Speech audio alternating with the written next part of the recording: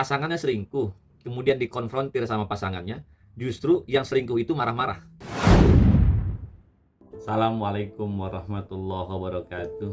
Sahabat semua, selamat datang kembali di channel saya. Mudah-mudahan channel yang sederhana ini memberikan manfaat. Hari ini kita ngobrol agak dalam ya, tapi tentu sambil santai biar nggak kaku. Saya sudah nyeduh kopi itu. Yang suka kopi silahkan diseduh kopinya, yang suka ngeteh diseduh tehnya. Hari ini saya mau ngajak sahabat semua buat bernapas sejenak dari riuhnya urusan rumah tangga ya. Banyak yang sering ngechat saya, curhat kepada saya, yang sesungguhnya sih agak mirip-mirip curhatannya ya. Misalkan ada yang bertanya, "Pak, suami saya tuh selingkuh berkali-kali, tapi tiap kali saya protes, saya dibilang istri durhaka. Pasangannya selingkuh, kemudian dikonfrontir sama pasangannya, justru yang selingkuh itu marah-marah, bahkan dianggap sebagai pasangan yang durhaka." Ada juga yang cerita, "Pak, suami saya infidi, suka membentak-bentak dan menyalahkan saya di depan anak-anak. Tapi keluarga bilang, ya saya harus sabar demi anak." Nah, akhirnya kan kemudian hari ini banyak yang terjebak dalam pemikiran, ya sudahlah, mungkin ini takdir saya, atau ya saya pasrah aja deh, saya tahan aja. Pada video kali ini, saya ingin mengajak sahabat semua meluruskan satu hal yang sangat penting. Apakah benar sabar itu artinya diam saat diinjak-injak? Apakah benar pasrah dijolimi itu yang dianjurkan dalam Islam? Jawabannya tentu tidak seperti itu. Islam tidak mengajarkan seperti itu. Nah, di 30 menit ke depan ini kita akan membahas bagaimana caranya kita tetap bisa sabar dan ikhlas, tapi tanpa kehilangan harga diri dan tanpa mengorbankan kesehatan mental kita dan anak-anak. Kita bedah satu persatu.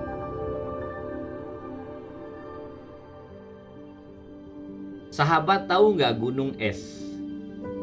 Di tengah lautan, gunung es yang di lautan itu, yang kelihatan di permukaan air itu kan cuma bagian kecil dari gunung itu. Tapi di bawah laut itu ada bongkahan es yang begitu besar.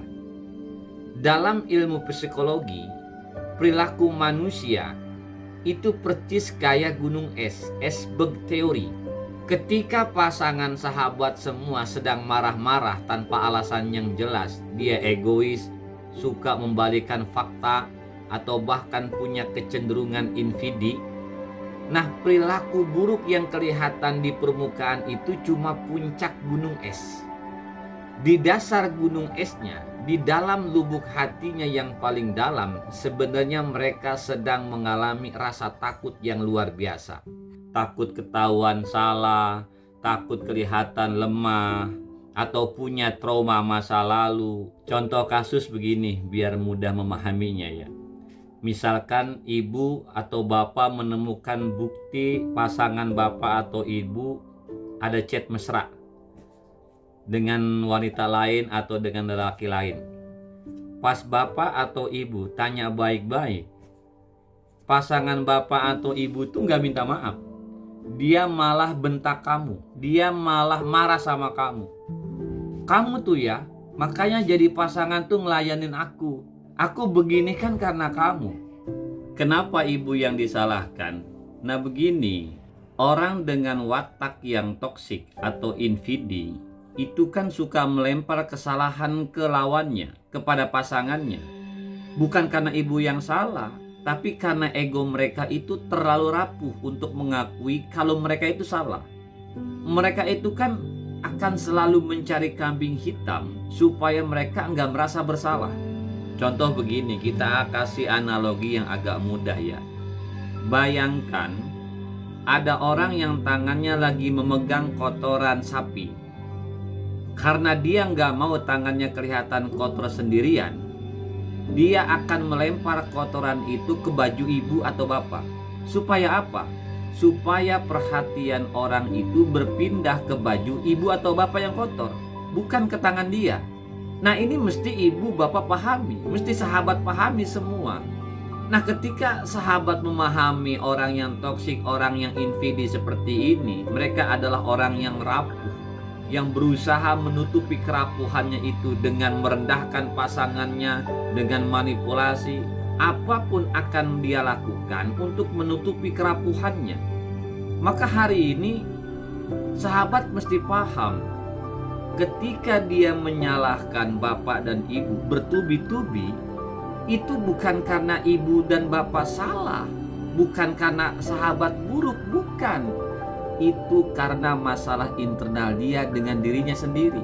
Nah, ketika kita sudah paham nih ya, sudah paham kalau itu masalahnya dia sendiri, sekarang kan pertanyaan yang muncul kemudian, terus kita harus bagaimana? Apakah kita diam saja menampung kotoran yang dilempar terus-menerus tiap hari oleh dia? Disinilah kita wajib punya yang namanya boundaries, batasan diri. Banyak di antara kita ini yang keliru. Dikira kalau kita membuat batasan, artinya kita melawan dia, melawan pasangan kita. Kita enggak berbakti. Padahal membuat batasan itu adalah bentuk penyelamatan. Dan batasan ini menjadi sangat penting. Contoh begini, biar agak mudah dipahami ya. Saya kasih analogi. Bayangkan rumah bapak atau ibu lagi kebakaran hebat. Asap tebal di mana-mana, api makin membesar. Apakah bapak dan ibu berdiam diri saja di tengah ruang tamu sambil bilang, "Saya sabar saja, mudah-mudahan apinya padam"? Apakah iya ibu akan diam berdiri di ruang tamu sementara asap sudah mengebul, api semakin besar? Apa iya diam saja dengan mengatakan, "Ya udah sabar, mudah-mudahan apinya padam"? Kan gak begitu. Langkah pertama yang bapak ibu lakukan kan mengamankan anak-anak, keluar dari rumah, cari bantuan. Kemudian ibu menyelamatkan diri ibu dulu, atau bapak menyelamatkan diri bapak dulu dari bahaya api. Setelah aman, baru kemudian kita pikirkan bagaimana caranya memadamkan api atau memperbaiki rumah. Kan begitu ya. Jadi sama halnya dengan rumah tangga kita. Kalau di rumah tangga sudah ada KDRT, sudah ada kekerasan baik verbal maupun fisik, sudah ada perselingkuhan yang dilakukan berulang-ulang, sudah ada silent treatment toksik, pasangan sahabat sengaja mendiamkan sahabat semua agar sahabat minta maaf, padahal yang salah itu dia. Itu kan tanda rumah tangga sedang dalam kebakaran. Masa iya kita diam saja dalam situasi bahaya seperti itu? Ketika kita memilih diam dalam kondisi yang bahaya seperti itu bukanlah sabar, tapi pembiaran. Dalam Islam, tubuh kita ini, jiwa kita, dan juga anak-anak kita adalah amanah dari Allah Subhanahu wa Ta'ala yang wajib kita jaga. Ketika kita membiarkan diri dan anak-anak kita terus-menerus disakiti, itu artinya kita tidak menjaga amanah Allah Subhanahu wa Ta'ala dengan baik. Ngopi dulu, ngopi. Biar gak kaku. Oke, sahabat semua, kita coba bedah dengan kacamata stoik dan Islam. Dalam filsafat stoik, ada satu rumusan yang sangat sederhana. Di dunia ini ada hal yang bisa kita kendalikan dan ada hal yang tidak bisa kita kendalikan.